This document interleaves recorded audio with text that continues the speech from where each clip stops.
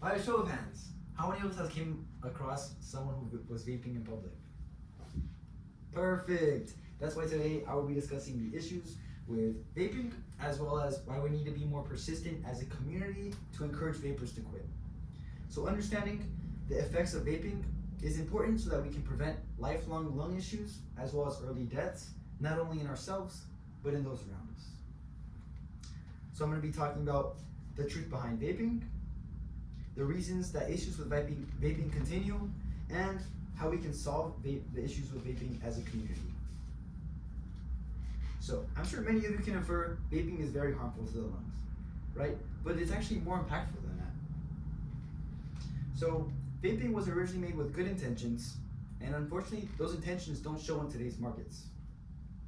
BiologyInsights.com writes on April 28th of this year that vaping was made as an alternative to those who were cigarette smoking. So cigarette smoking originally would cause harm in the lungs by burning carcinogens, and then cigarette users would inhale those carcinogens. So vaping was made as a more safe product. However, it still carries the harmful caveat. So you're still inhaling very harmful liquids known as e-liquid.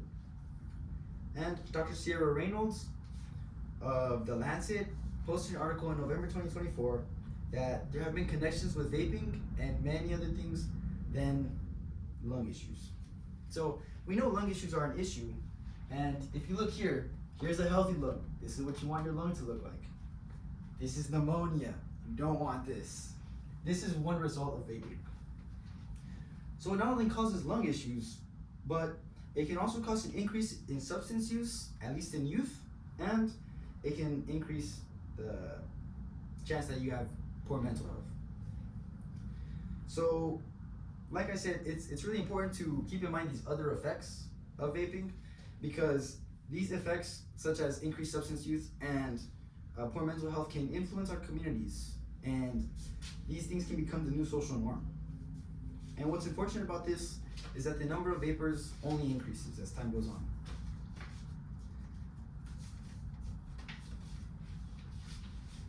So, like I said, the population of vapors is only increasing, and Dr. Hammond and Dr. Jessica Reynolds of the University of Waterloo in Ontario in January of 2025 state that the number of vapors increased substantially from 2017. So in 2017, the number of vapors increased until 2020, then there was a slight drop, and then significantly increased even higher in 2025. And what's important about this is vaping is becoming more widespread, and more people are gaining access to vapes. And this is important because with all these things kept in mind, it's becoming more and more devastating to our communities.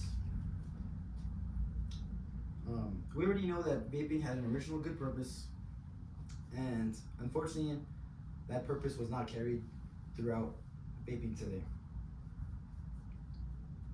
So we know the issues, and now let's talk about why these issues continue. So the main reason that these issues continue are the promotional methods that these vaping companies are going about to promote vapes. So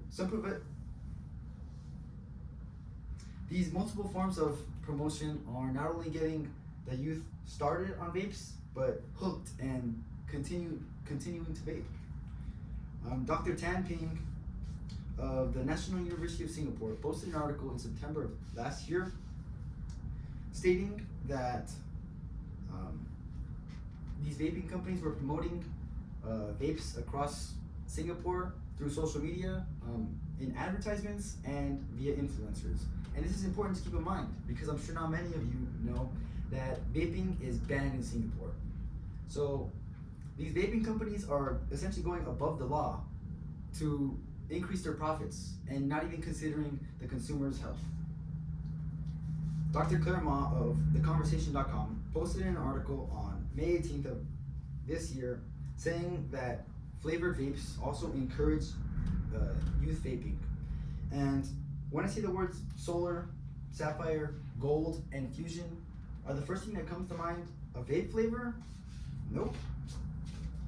So these vaping companies are getting these exotic names approved by the FDA in order to increase their market sales.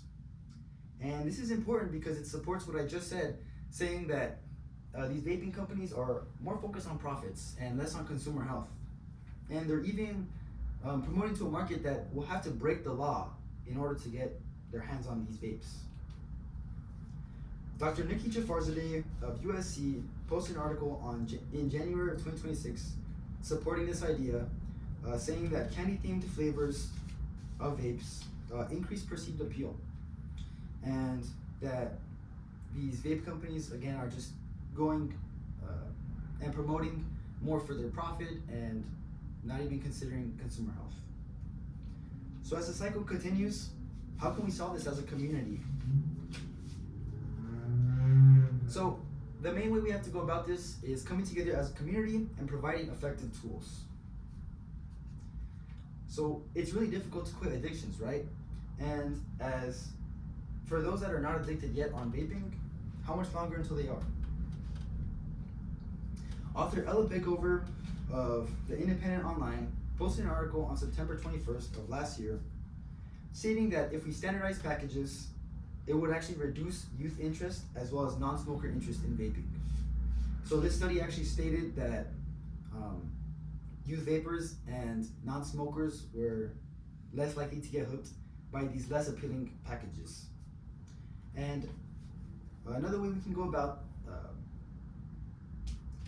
finding a solution as a community is stated by Dr. Mohammed Al-Hamdani, saying, Dr. Mohammed Al-Hamdani of the International Journal of Environmental Research and Public Health, in an article in 2025, stating that if we inform those who vape already, the young adults and the youth that vape, about the lung effects as well as the overall health effects of vaping, they would be less likely to vape and would actually increase the chances that they quit vaping. And so with this being said, if we take the proper precautions and have this and give this external help to these vapors, it would be highly effective in getting them to quit vaping. So knowing that the population is being encouraged to vape and that there's an increase in the population of vapors, and we know that there is possible solutions, we must take action as a community. Keeping in mind that there's a whole generation who will be suffering serious side effects sometime soon, and that vaping may become a social norm, we must take any chance that we can to get people to quit. Lastly, I'd like to have you guys keep in mind that if there's a large portion of those left with respiratory issues and a shortened lifespan, what will the health of the world look like in the future? Thank you.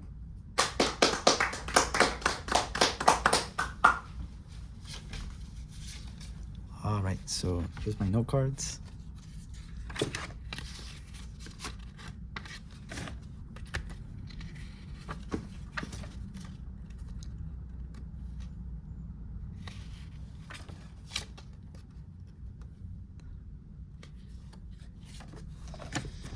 Here's my sources.